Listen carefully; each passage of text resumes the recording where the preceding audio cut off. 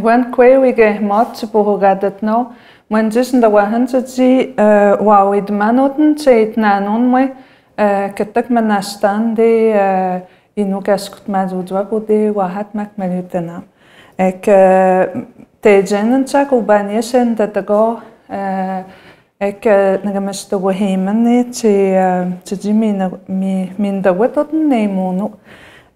Bonjour à tous, à tous les parents, le personnel des écoles d'Inotowaïran Wahat Makmaliutanam. Aujourd'hui, je vais vous présenter le plan de reprise là, pour les activités au secteur d'éducation qui va débuter à partir du 31 janvier, donc lundi prochain. Je dirais que c'est sûr que le plan de reprise et surtout les mesures sanitaires ont été préparés en fonction du variant Omicron. Nous faisons face à un variant qui a une forme différente, donc on doit quand même ajuster les mesures en fonction des recommandations des spécialistes au niveau de la santé. On remarque aussi beaucoup là, que depuis le début de la pandémie, cela a demandé beaucoup de résilience de la part des familles, hein, beaucoup de résilience aussi de la part de vous, le personnel, mais également là, auprès de nos élèves. Les enfants ont fait preuve de beaucoup de résilience là, dans tout ce contexte-là de pandémie que nous vivons tous. Au niveau des écoles d'ITOM, nous avons fait l'ajout de ressources supplémentaires au sein des écoles d'ITOM. Je pense aux agents sanitaires, les agents de sécurité pour le contrôle des entrées, des sorties, des ressources de soutien également qui ont été accordées quand c'était possible qu'on puisse combler ces postes-là, bien sûr, parce qu'on a quand même des défis importants aussi au niveau de la pénurie de personnel également. Le secteur, l'éducation en général, hein, on est touché aussi par ce contexte-là de pénurie de personnel. Ça nous a amené aussi, au niveau de la pandémie, d'apporter des changements, d'apprendre une nouvelle façon de travailler, une nouvelle façon d'enseigner, une nouvelle façon d'apprendre. Je regarde aujourd'hui, on fait beaucoup de rencontres virtuelles. Les enfants sont au niveau de l'enseignement à distance. Je vois aussi des jeunes, même au niveau du personnel, hein, au début, dans les premières expériences là, de l'enseignement à distance, il y avait du personnel qui était moins à l'aise avec la technologie, puis aujourd'hui, ben, ils sont plus habiles au niveau des enfants aussi. Et je regardais, là, j'ai des témoignages de parents, puis même moi, j'ai un enfant aussi qui fréquente l'école Jean Pilot, puis je vois tout le développement, là, ils font de l'enseignement à distance, ils se placent en équipe là, sur l'application Teams, ils font des travaux, ils envoient ça à l'enseignante, tout est fait de façon virtuelle, c'est vraiment beau à voir, là, toute cette capacité-là d'adaptation que nos jeunes ont fait preuve, puis notre personnel aussi enseignant. Je pense que c'est important de le souligner. On reprend les activités graduellement, donc la vaccination, elle est au centre de toute la protection qu'on peut se donner entre les jeunes, mais également envers le personnel. Au niveau de la vaccination, on a quelques données, on a quand même recensé un peu pour aller voir le taux, quel était notre taux de vaccination auprès des jeunes qui fréquentent les écoles d'ITOM ainsi que du personnel. Je vous dirais que la tranche de 5 à 11 ans, je dirais que c'est le groupe d'âge où le pourcentage de vaccination, là, on devrait vraiment faire un effort collectif là, ensemble, tous les parents, là, pour qu'on puisse augmenter, amener nos enfants au moins à la deuxième dose là, de vaccination. C'est ce qui est recommandé fortement là, pour nous assurer une protection collective au sein des écoles, mais également au sein de la communauté et des familles. Donc, c'est sûr qu'il y a une vaccination là, qui est prévue demain, le 27 janvier, à la salle Tewagen. Pour les 12 à 17 ans, pour la première et deuxième dose, c'est de 1 heure à 4 heures. Également pour la troisième dose, pour les 18 ans et plus. Salle Tewagen, demain, de 1 heure à 4 heures. Et de 4 heures à 6 heures, c'est pour nos enfants de 5 à 11 ans. On avait, avant la fermeture, avant les fêtes même, on avait fait une vaccination. La dernière vaccination dans les écoles avait été faite au mois de novembre, donc le délai entre la première et deuxième dose est de 8 semaines. Donc, les jeunes de 5 à 11 ans qui ont participé à cette vaccination-là avec les écoles, ils sont maintenant éligibles à recevoir la deuxième dose. Donc, je vous invite fortement à amener vos enfants demain à la salle Tewagen entre 4 heures de l'après-midi à 6 heures pour la vaccination de vos enfants, pour recevoir la deuxième dose. Puis également, la zoothérapeute qui travaille au sein des services du secteur éducation et TOM va être présente là, pour vous accompagner. C'est important que le parent accompagne son enfant à la vaccination. Et la zoothérapeute sera présente pour aider votre enfant là, à recevoir la vaccination. Donc, c'est le message que je trouve important de passer parce que je dirais qu'au niveau de la vaccination, les 5 à 11 ans, je pense qu'il y a vraiment un effort collectif qu'on doit faire pour la vaccination. Également pour les 12 à 17 ans. Les 12 à 17 ans, on aurait 70 % actuellement de notre clientèle qui fréquente les écoles des TOM qui serait vaccinée. Donc, on a quand même un 27 % encore de clientèle qui n'a pas reçu la deuxième dose pour les 12 à 17 ans. Pour ce qui est du centre Mitchapel, on a quand même 66 % des étudiants qui fréquentent le centre Mitchapel qui ont reçu au moins 2 doses et plus. Donc, eux aussi, là, ils sont éligibles entre 1 heure et 4 heures demain pour aller chercher une troisième dose pour les 18 ans et plus. Et au niveau du personnel qui travaille au sein des écoles des TOM, on a quand même 97 % de notre personnel qui a reçu au moins une deuxième dose. Et dans le 97, il y a 70 % de notre personnel qui a reçu une troisième dose. Donc, c'est une protection presque à 100 % là, au niveau du personnel qui travaille dans les écoles des TOM. Puis on est vraiment content, on est vraiment fiers là, de tout l'effort que le personnel a fait là, pour aller chercher la vaccination, parce que c'est important au niveau de notre protection, au niveau des gens qui fréquentent là, les écoles des Notawagen.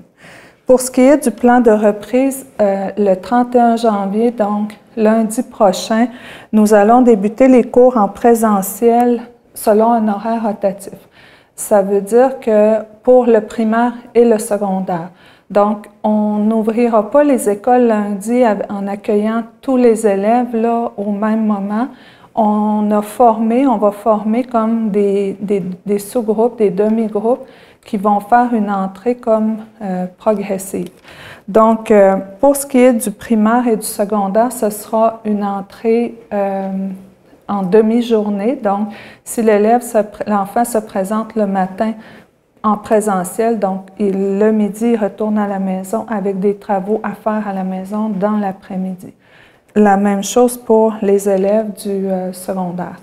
Pour ce qui est de la formation aux adultes, le centre Mitchapel, dès lundi prochain, c'est une reprise régulière, un horaire régulier pour tous, parce que les lieux physiques et le nombre de personnes dans la superficie là, des locaux, des espaces communs, nous permet de le faire pour un retour en présentiel pour tous. Donc, c'est sûr que cette mesure-là de retour progressif en sous-groupe pour le primaire et le secondaire, c'est pour diminuer encore au maximum les contacts qu'il pourrait avoir là, entre les jeunes ou également dans le transport scolaire. Donc, on se donne, le comité de mesures d'urgence d'Inotwagan Wahat Makmalutanam, nous nous sommes donnés comme une semaine là, pour être encore commencer progressivement de l'allègement des mesures en ce qui concerne les écoles. Par contre, nous y allons de façon très progressive.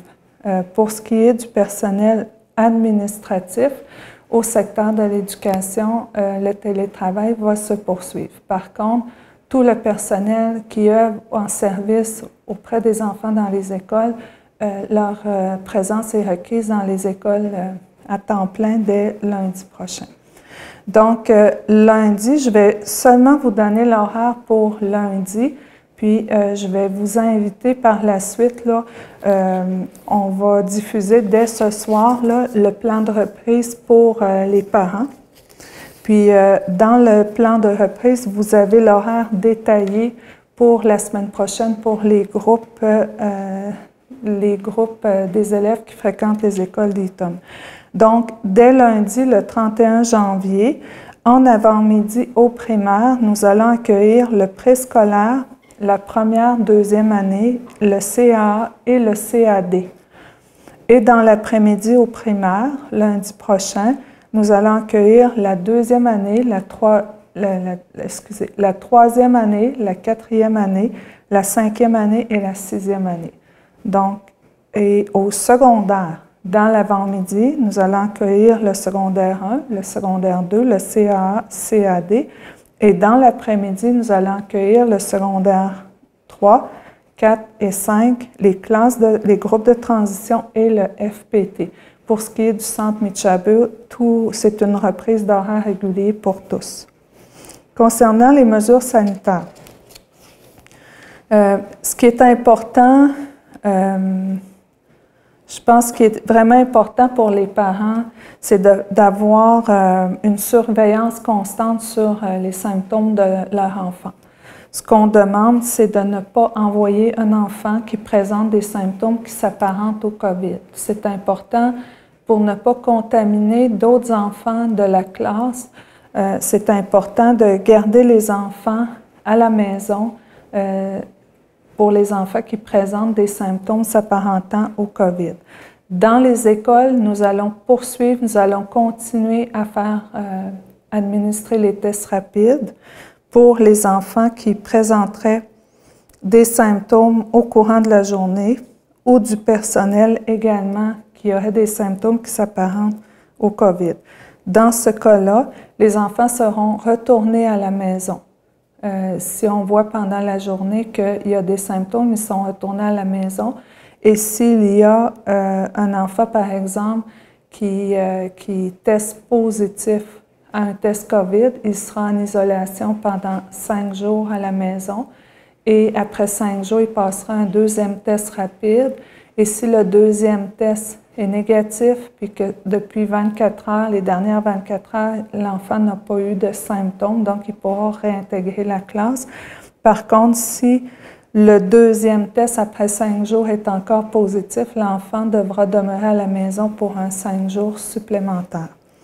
Donc, je vous dirais, ce sont les principales consignes. Par contre, on a des agents sanitaires dans les écoles, on a des personnes qui sont responsables des tests rapides, on a les infirmières COVID, il y a les cliniques de dépistage, donc il y a quand même beaucoup de ressources et de services autour des familles là, pour vous donner toutes ces informations-là de façon très précise là, au niveau des différentes situations qui pourront survenir là, advenant de la déclaration des cas au niveau des écoles. Il pourrait avoir éventuellement des décisions de fermeture de classe ou de fermeture d'école, dépendamment de ce qui pourrait survenir avec les cas COVID.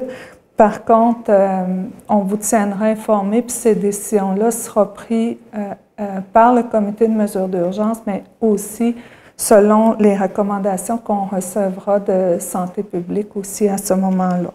Il est certain que dans les écoles, nous allons limiter l'accès aux visiteurs au maximum, les visiteurs ne sont pas interdits. L'accès aux visiteurs n'est pas interdit. Par contre, on va encourager fortement que les rencontres se fassent par téléphone ou de façon virtuelle pour limiter au maximum les contacts. Si un enfant ou un membre du personnel arrive de l'extérieur du pays, il devra se déclarer avant de réintégrer les écoles aux infirmières COVID avant de reprendre les activités régulières au sein des écoles. Au niveau des services dans les écoles, les projets pédagogiques se poursuivent. Là, tout ce qui est comme sport-études, nos cours à option, ça continue. Ce qui est suspendu pour la semaine prochaine, ce sont toutes les activités parascolaires, donc les activités sous l'heure du midi après l'école, ce qui n'est pas prévu dans l'horaire de l'élève est suspendu pour la semaine prochaine, ainsi que les tournois, les compétitions, les sorties culturelles également, c'est suspendu. Le programme de hockey Jouer Juno, à l'heure où je vous parle, est suspendu. Il pourrait avoir des modifications dans les jours qui viennent, puis on informera les parents qui sont concernés par le programme Jouer Juno. C'est important aussi de dire que si un enfant était mis en isolement par rapport à la COVID, il retournerait à la maison avec son matériel pour poursuivre l'enseignement à distance. Nous avons fait l'acquisition de matériel supplémentaire pour que les élèves puissent suivre de façon très fonctionnelle l'enseignement à distance. Donc, un enfant serait à la maison, il suivrait l'enseignement en simultané, l'enseignement qui se donnerait en classe avec son enseignant en présence des autres élèves. C'est vraiment important, c'est pour éviter aussi que l'enfant accumule du retard académique à cause de situations d'isolement. Donc, en gros, c'est les informations que je voulais vous transmettre. Il va y avoir aussi, nous avons fait les commandes pour la distribution des tests rapides par l'entremise de vos enfants.